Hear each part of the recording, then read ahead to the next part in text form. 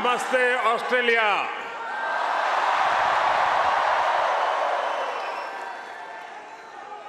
Australia के प्रधानमंत्री और मेरे प्रिय मित्र हिज एक्सेलेंसी अल्बनीज़ी, ऑस्ट्रेलिया के पूर्व प्रधानमंत्री his excellency Scott Morrison,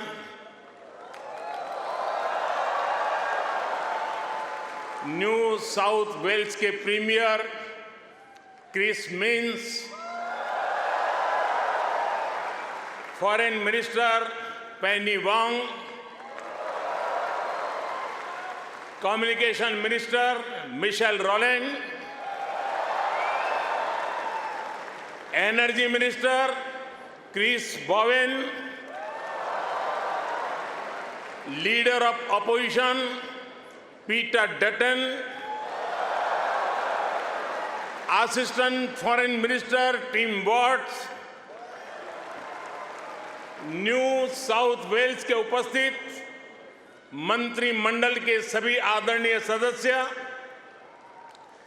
Parramatta से सांसद सदस्य डॉक्टर एंड्रयू चार्ल्टन, यहां उपस्थित ऑस्ट्रेलिया के सभी सांसद सदस्य, मेयर, डिप्टी मेयर, काउंसिलर्स और ऑस्ट्रेलिया में रह रहे प्रवासी भारतीय जो आज इतनी विशाल संख्या में उपस्थित हुए हैं, आप सबको मेरा नमस्कार।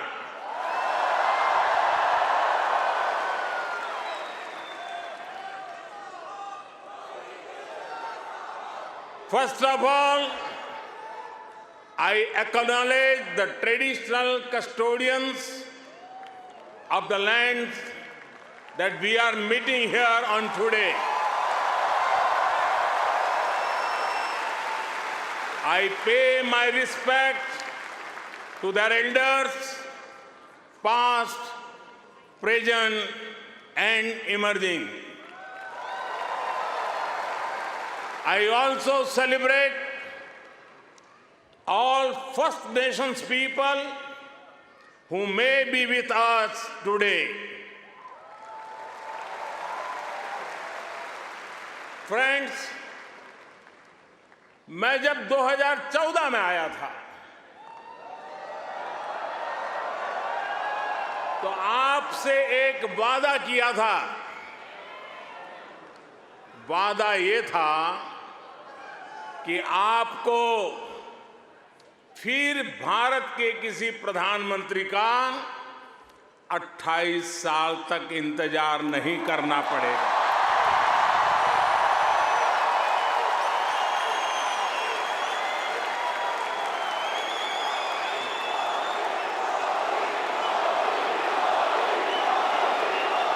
तो लीजिए, यहां सिडनी में इस ऐना में मैं फिर हाजिर हूं और मैं अकेला नहीं आया हूं। प्रधानमंत्री अल्बनीज़ी भी मेरे साथ आए हैं। मिस्टर प्राइम मिनिस्टर, अपने बहुत व्यस्त कार्यक्रम में से हम सभी के लिए आपने समय निकाला है। ये हम भारतीयों के प्रति आपके स्नेह को दर्शाता है। आपने जो अभी कहा वो दिखाता है कि ऑस्ट्रेलिया के मन में भारत के प्रति कितना प्रेम है। इसी वर्ष मुझे प्रधानमंत्री जी का भारत की धरती पर अहमदाबाद में स्वागत करने का अवसर मिला था।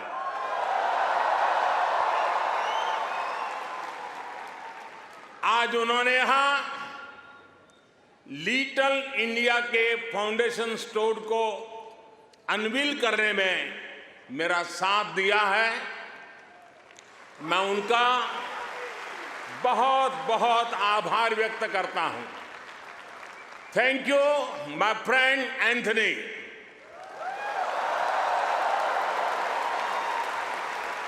ये लिटिल इंडिया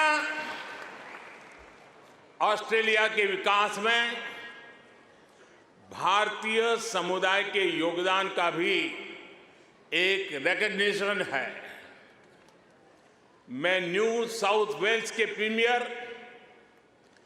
पैरामाटा शहर के मेयर, डिप्टी मेयर और काउंसिलर्स को इस विशेष सम्मान के लिए धन्यवाद देना चाहता हूं। साथियों, मुझे खुशी है कि न्यू साउथ वेल्स में प्रवासी भारतीय समुदाय से कई लोग सार्वजनिक जीवन में सक्रिय भागीदारी कर रहे हैं, अपनी पहचान बना रहे हैं। वर्तमान न्यू साउथ वेल्स की सरकार में डिप्टी प्रीमियर, प्रूकार, ट्रेजरर डेनियल मुखी बड़ा कंट्रीब्यूशन कर रहे हैं। और कल ही भाई समीर पांडे पैरामाटा के लॉर्ड मेयर चुने गए हैं। मैं सबका अभिनंदन करता हूं, बहुत बहुत बधाई देता हूं। साथियों, आज जब पैरामाटा में यह सब हो रहा है, तभी ये जानकारी भी आई है कि पश्चिमी ऑस्ट्रेलिया के पर्थ शहर में भारतीय सैनिक नयन सिंह सैलानी के नाम पर सैलानी एवेन्यू बनाया गया है। उन्होंने पहले विश्व युद्ध में ऑस्ट्रेलिया की फौज के लिए लड़ते हुए वीर गति प्राप्त की थी। इस सम्मान के लिए मैं पश्चिमी ऑस्ट्रेलिया के नेतृत्व का आदरपूर्वक अभिनंदन करता हूं। साथियों, एक समय था जब कहा जाता था कि भारत ऑस्ट्रेलिया के संबंधों को 3C डिफाइन करते हैं, ऐसा पहले कहा जाता था। ये कौन से 3C हैं? कॉमनवेल्थ, क्रिकेट और करी।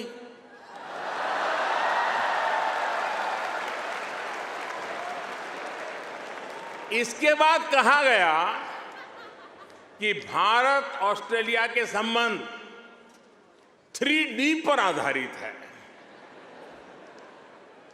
डेमोक्रेसी, डायस्पोरा और दोस्ती।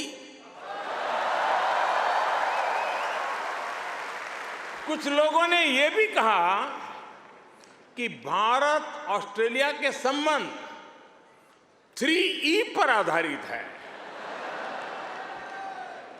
एनर्जी, इकोनॉमी और एजुकेशन। यानी कभी C, कभी D, कभी E। अलग अलग कालखंड में ये बात संभवतः सही भी रही है, लेकिन भारत और ऑस्ट्रेलिया के ऐतिहासिक संबंधों का विस्तार इससे कहीं ज्यादा बड़ा है। और जानते हैं, इन सारे संबंधों का सबसे बड़ा आधार क्या है? जानते हैं?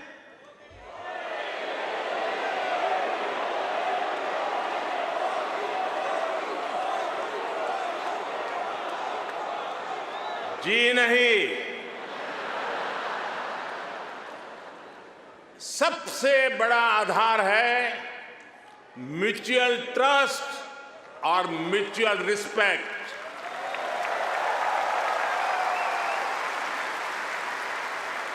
ये म्यूचुअल ट्रस्ट और म्यूचुअल रिस्पेक्ट सिर्फ भारत ऑस्ट्रेलिया के डिप्लोमेटिक रिश्तों से विकसित नहीं हुआ है। इसकी असली वजह है, इसकी असली ताकत है आप ऑस्ट्रेलिया में रहने वाले हर एक भारतीय। आप उसकी असली ताकत है। इसकी असली वजह है ऑस्ट्रेलिया के 2.5 करोड़ से ज्यादा सिटीजन्स। साथियों, हमारे बीच भौगोलिक दूरी जरूर है, लेकिन हिंद महासागर हमें आपस में जोड़ता है। हमारी जीवन शैलियां भले अलग अलग हो, लेकिन अब योगा ये भी हमें जोड़ता है। क्रिकेट से तो हम ना जाने कब से जुड़े हुए हैं, लेकिन अब टेनिस और फिल्में भी हमें जोड़ रही है। हमारे यहां खाना बनाने का तरीका भले अलग अलग है, लेकिन अब मास्टर शेफ हमें जोड़ता है।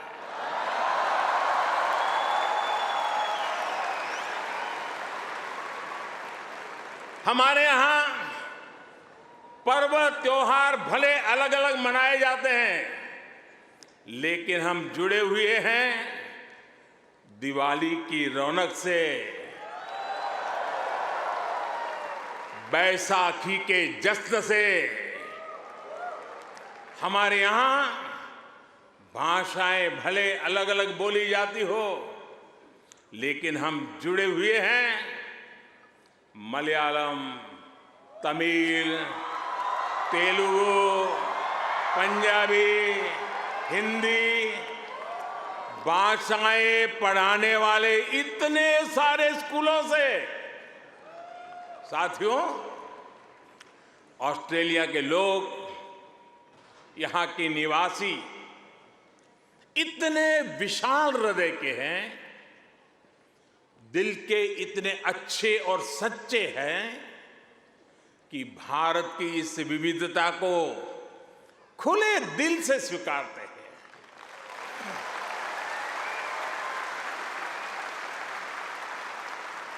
और यही वजह है कि पैरामाटा स्क्वायर किसी के लिए परमात्मा चौक बन जाता है।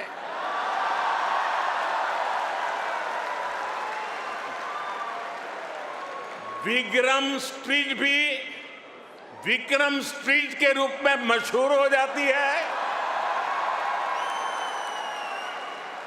और हैरिस पार्क कई लोगों के लिए हरीश पार्क हो जाता है।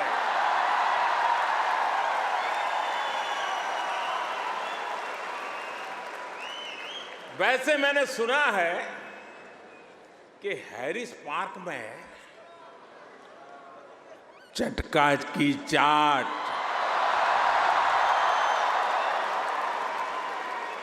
जयपुर स्वीट्स की जलेबी, उसका तो कोई जवाब ही नहीं है। मेरी आप सबसे रिक्वेस्ट है, आप लोग कभी मेरे मित्र पीएम एल्बनीज़ी को भी वहां जरूर ले जाइएगा। और साथियों, जब खाने की बात चली है और चाट की बात चली है, तो लखनऊ का नाम आना भी स्वाभाविक ही है। मैंने सुना है सिडनी के पास लखनऊ नाम की जगह भी है, लेकिन मुझे पता नहीं वहां भी चाट मिलती है क्या। अच्छा, यहां भी तो शायद दिल्ली के पास वाले लखनऊ के लोग होंगे ही होंगे, है क्या? वाह, वाकई Delhi street, Bombay street, Kashmir Avenue, Malabar Avenue जैसी कितनी ही सड़कें यहां ऑस्ट्रेलिया में आपको भारत से जोड़े रखती है। मुझे बताया गया कि अब तो ग्रेटर सिडनी में इंडिया परेड भी शुरू होने जा रही है। मुझे जानकर भी बहुत अच्छा लगा कि हाँ, आप सबने आजादी का अमृत महोत्सव भी बहुत धूमधाम से मनाया है। यहां की कई सारी सिटी काउंसिल्स में बहुत सारे कार्यक्रम किए गए हैं। सिडनी ओपेरा हाउस जब तिरंगे की रोशनी से सराबोर हुआ तो यहां हर भारतीय का दिल खुश हो गया। हिंदुस्तान में भी जय जयकार हो रहा था। और इसके लिए मैं न्यू साउथ वेल्स गवर्नमेंट का विशेष तौर पर आभार व्यक्त करता हूं। साथियों, हमारे क्रिकेट के रिश्तों को भी 75 वर्ष पूरे हो गए हैं। क्रिकेट की फील्ड पर मुकाबला जितना रोचक होता है, उतनी ही गहरी ऑफ द फील्ड हमारी दोस्ती है।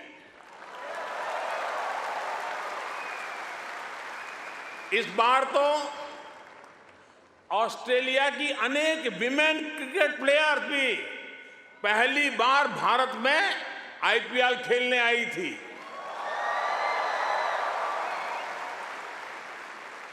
और साथियों, ऐसा नहीं है कि हम सिर्फ सुख के ही साथी हैं। अच्छा दोस्त तो सुख का तो साथी होता है, दुख का भी साथी होता है।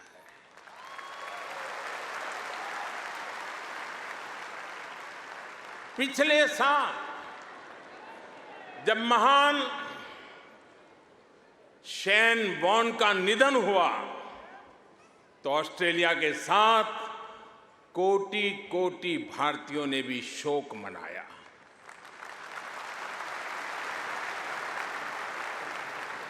ये ऐसा था जैसे हमने अपना कोई खो दिया है। साथियों, आप सभी यहां ऑस्ट्रेलिया में हैं, यहां के विकास को देख रहे हैं। आप सभी का एक सपना रहा है कि हमारा भारत भी विकसित राष्ट्र बने।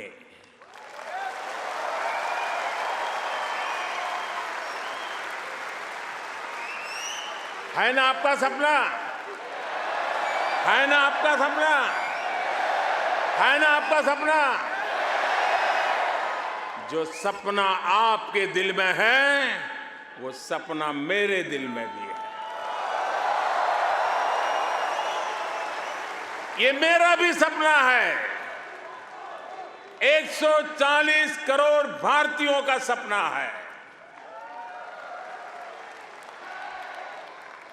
साथियों, भारत के पास सामर्थ्य की कमी नहीं है। भारत के पास संसाधनों की कमी भी नहीं है। आज दुनिया की सबसे बड़ी और सबसे युवा टैलेंट फैक्ट्री जिस देश में है, वो है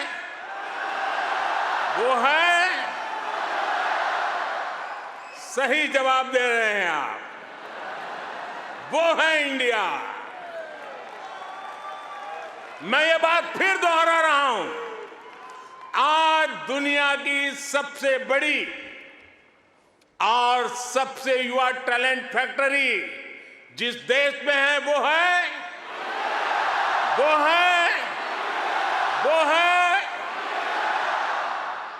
और अब मैं आपके सामने ऐसे ही कुछ फैक्ट रखूंगा और आपसे सही उत्तर जानना चाहूंगा, ठीक है? रेडी? कोरोना की इस ग्लोबल पैंडेमिक में जिस देश ने दुनिया का सबसे तेज वैक्सीनेशन प्रोग्राम चलाया, वो देश है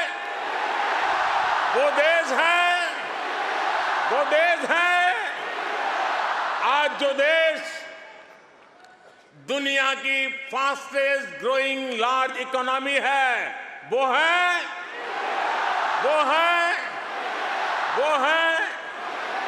आज जो देश दुनिया में नंबर 1 स्मार्टफोन डेटा कंज्यूमर है, वो देश है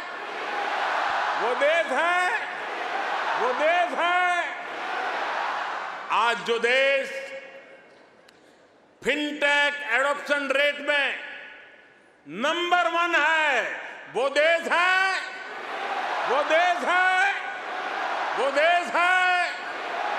आज जो देश मिल्क प्रोडक्शन के मामले में दुनिया में नंबर 1 है, वो देश है आज जो देश इंटरनेट यूजर्स की संख्या में दुनिया में नंबर 2 पर है, वो है आज जो देश दुनिया का सेकंड लार्जेस्ट मोबाइल मैन्युफैक्चरर है, वो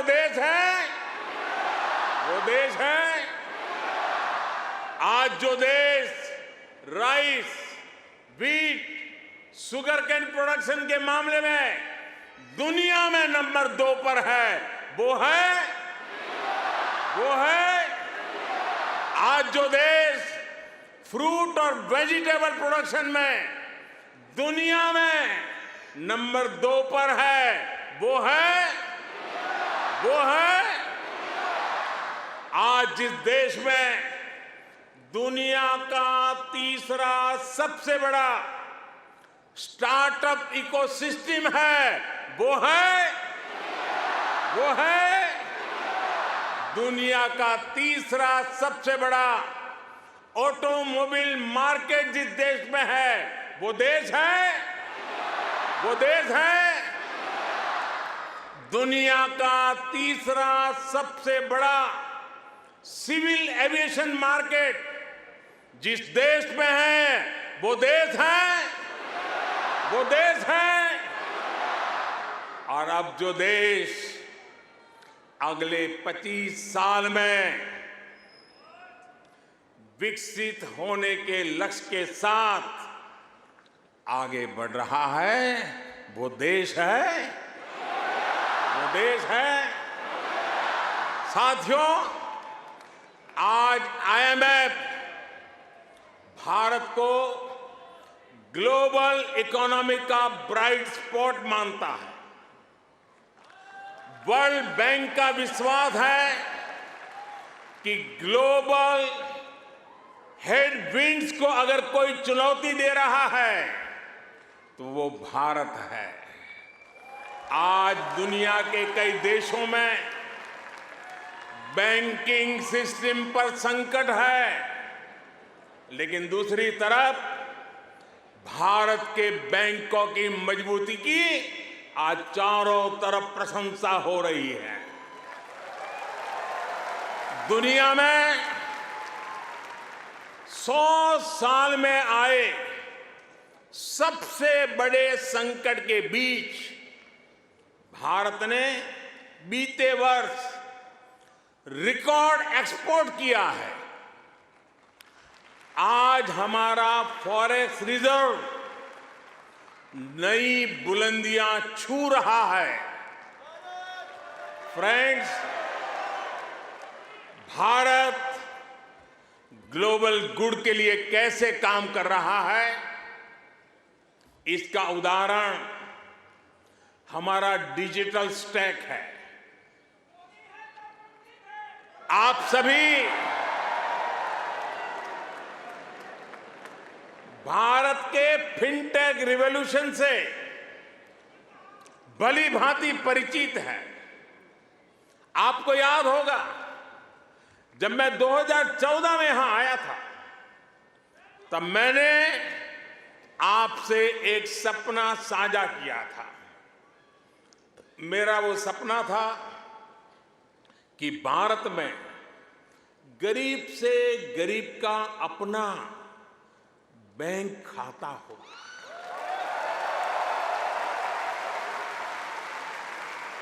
आपको गर्व होगा दोस्तों, आपको गर्व होगा कि पिछले 9 वर्ष में हमने करीब 50 करोड़ भारतीयों के यानी करीब 500 मिलियन बैंक अकाउंट खोले हैं।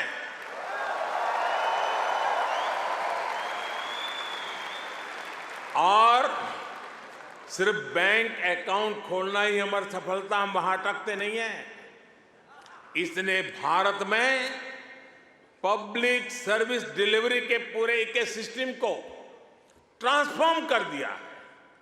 हमने Jan Dhan bank account, mobile phone और आधार आईडी की एक जैम ट्रिनिटी, JAM ट्रिनिटी बनाई है। आप सोचिए, इसे एक क्लिक पर करोड़ों करोड़ों देशवासियों तक डायरेक्ट बेनिफिट ट्रांसफर DBT संभव हुआ है। और आपको और खुशी होगी, बीते 9 वर्षों में, यह आंकड़ा भी आपको बहुत आनंद देगा, बीते 9 वर्षों में 28 लाख करोड़ रुपए यानी 500 बिलियन ऑस्ट्रेलियन डॉलर से भी ज्यादा सीधे जरूरतमंदों के बैंक अकाउंट में भेजे गए हैं।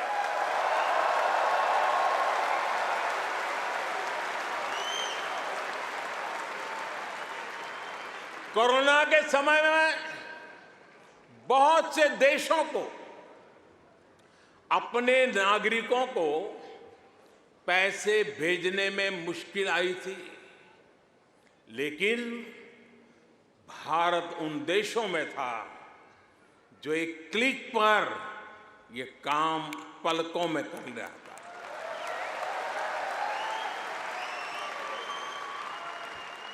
यूनिवर्सल पब्लिक इंटरफेस यानी UPI ने भारत में फाइनेंशियल इंक्लूजन को नई ऊंचाई पर पहुंचा दिया है। आज दुनिया के 40% रियल टाइम डिजिटल पेमेंट्स अकेले भारत में होते हैं।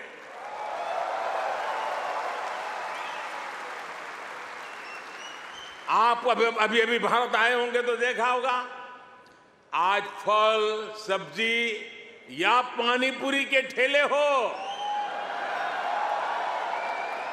या फिर चाय की दुकान, सब जगह डिजिटल ट्रांजैक्शन हो रहा है। साथियों, भारत का ये डिजिटल रिवॉल्यूशन सिर्फ फिनटेक तक सीमित नहीं है। भारत आधुनिक व्यवस्थाएं बना रहा है, लोगों की ईज ऑफ लिविंग बढ़ा रहा है। इसका एक उदाहरण भारत का डिजी लॉकर है। इसमें ड्राइविंग लाइसेंस से लेकर डिग्री और प्रॉपर्टी के पेपर्स तक जो भी सरकार इश्यू करती है वो इस डिजिटल लॉकर में जनरेट होते हैं। करीब सैकड़ों तरह के डॉक्यूमेंट्स डिजिटल लॉकर में रिफ्लेक्ट होते हैं। आपको फिजिकल कॉपी स्टोर करने की जरूरत नहीं है, बस एक पासवर्ड काफी है। और इससे 15 करोड़ से ज्यादा यानी 150 मिलियन से भी ज्यादा भारतीय जुड़ चुके हैं। इस तरह के कितने ही डिजिटल प्लेटफॉर्म आज हर भारतीय को पावरफुल बना रहे हैं, ताकतवर बना रहे हैं। साथियों, आज भारत के हर कदम, हर उपलब्धियों के बारे में दुनिया जानना चाहती है। आज की दुनिया जिस वर्ल्ड ऑर्डर की तरफ जा रही है, जिन संभावनाओं को तलाश रही है, उसमें ये स्वाभाविक भी है। भारत हजारों वर्षों की जीवंत सभ्यता है।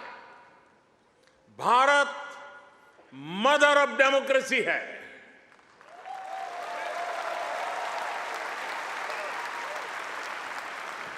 हमने समय के अनुसार खुद को ढाला है, लेकिन अपने मूल सिद्धांतों पर, फंडामेंटल्स पर हमेशा टिके रहे हैं।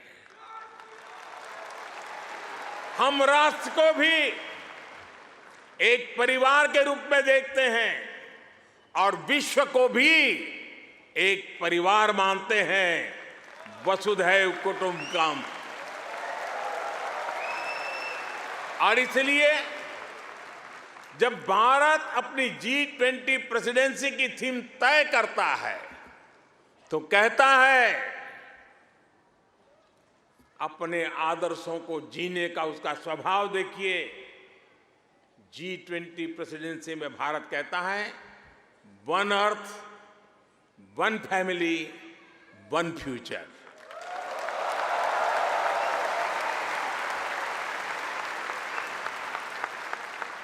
जब भारत पर्यावरण की रक्षा के लिए सोलर एनर्जी के बड़े लक्ष्य तय करता है तो कहता है वन सन, one world, one grid.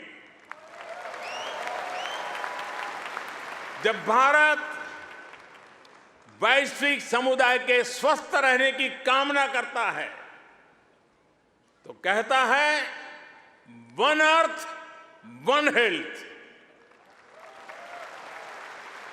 Bharat वो देश है जिसने कोरोना के संकट में दुनिया के 150 से ज्यादा देशों को उस संकट की घड़ी में दवाइयां भेजी।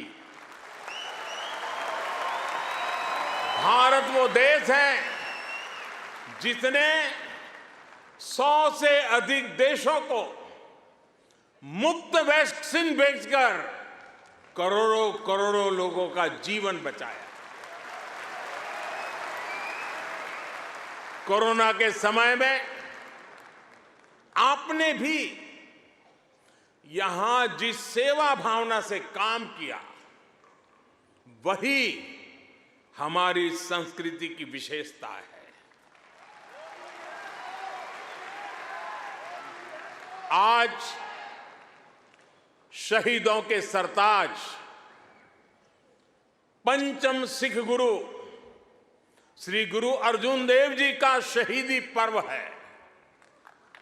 हमें गुरु जी के जीवन से सभी की सेवा करने शिक्षा मिलती है। गुरु अर्जुन देव जी ने ही दसंध प्रणाली शुरू की थी। इसी प्रेरणा से कोरोना के दौरान भी कितने ही गुरुद्वारों के लंगर ने यहां लोगों की मदद की। इसी दौर में कितने ही मंदिरों की रसोई यहां पीड़ितों के लिए खुल गई। ऑस्ट्रेलिया में रहकर पढ़ाई कर रहे स्टूडेंट्स भी बड़ी संख्या में लोगों की मदद के लिए आगे आए। विभिन्न सामाजिक संगठनों ने भी इस दौरान बहुत लोगों की मदद की। भारतीय कहीं भी रहे, एक मानवीय भाव उनमें समाहित रहता है। साथियों, मानवता के हित में ऐसे ही कार्यों के कारण आज भारत को फोर्स ऑफ ग्लोबल गुड कहा जा रहा है। जहां कहीं भी कोई आपदा होती है, भारत मदद के लिए तैयार मिलता है। जब भी कोई संकट आता है, भारत समाधान के लिए तत्पर रहता है।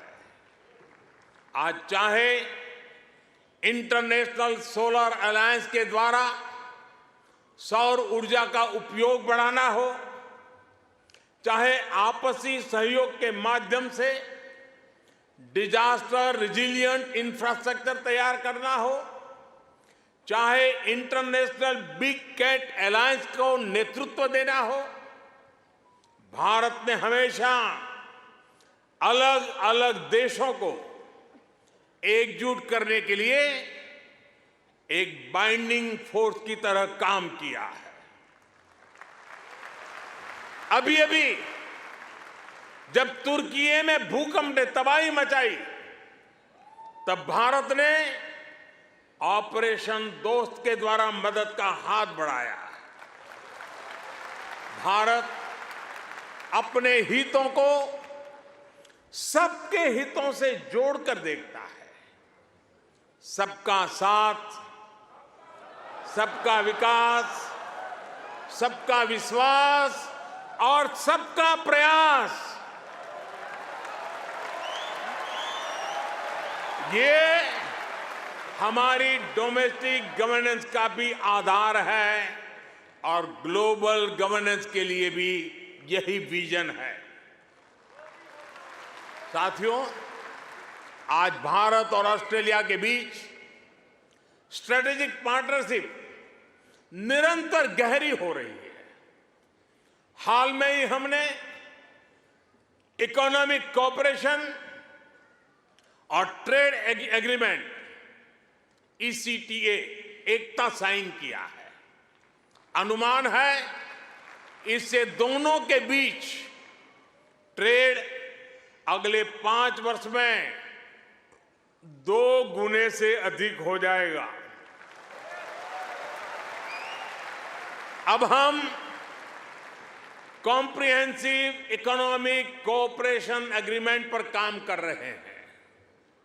हम रिजिलिएंट और रिलायबल सप्लाई चेन्स का निर्माण कर रहे हैं। इससे दोनों देशों के बिजनेस को बल मिलेगा ही, दुनिया को भी नया विश्वास मिलेगा। आज भारत और ऑस्ट्रेलिया के बीच कई डायरेक्ट फ्लाइट्स हैं। बीते वर्षों में फ्लाइट्स की संख्या बढ़ी है। आने वाले दिनों में इनकी संख्या और बढ़ेगी।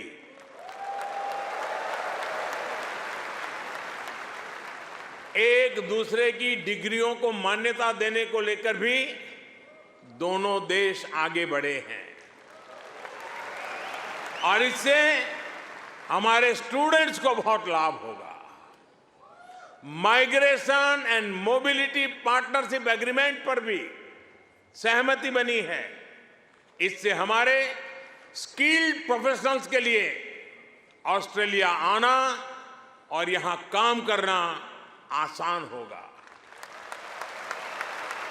और साथियों, आज जब मैं आपके बीच आया हूं तो एक घोषणा भी करने जा रहा हूं।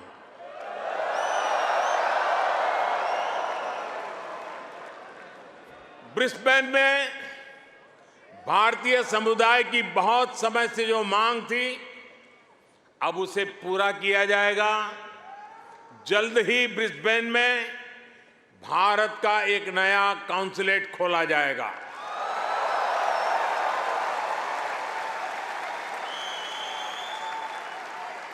फ्रेंड्स, भारत और ऑस्ट्रेलिया की गहरी होती पार्टनरशिप मां भारती में आस्था रखने वाले प्रत्येक व्यक्ति को सशक्त करेगी। आपके पास टैलेंट है, अपनी स्किल की ताकत है और साथ ही अपने कल्चरल वैल्यूज भी है।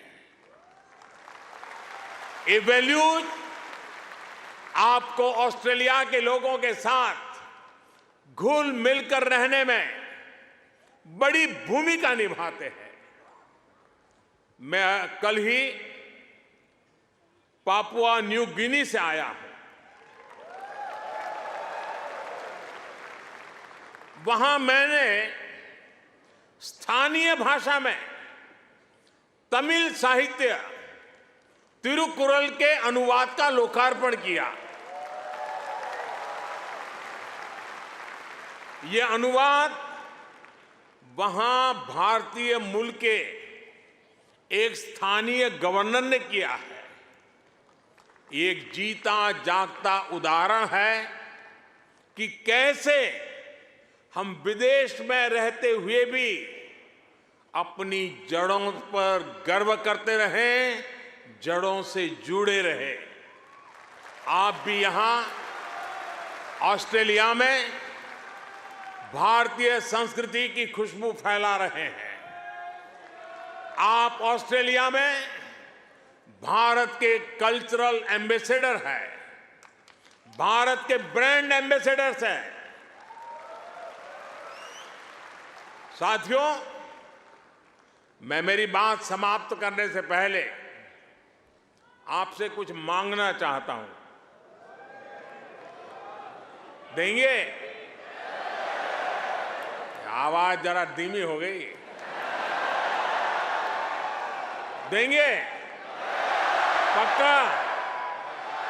प्रॉमिस? मैं आपसे ये मांग रहा हूं और आपसे आग्रह करूंगा कि आप जब भी भारत आए, अपने साथ कोई न कोई ऑस्ट्रेलियाई मित्र और उनके परिवार को भी साथ लेकर के आए।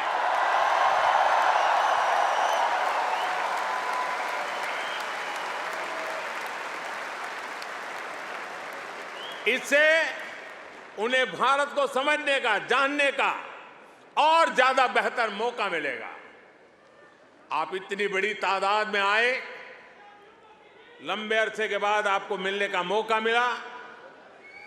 आप सब बहुत स्वस्थ रहिए, खुश रहिए, आनंद से रहिए। एक बार फिर से आप सभी का बहुत बहुत धन्यवाद। मेरे साथ बोलिए, भारत माता की, भारत माता की, भारत माता की, भारत माता की। बहुत बहुत धन्यवाद।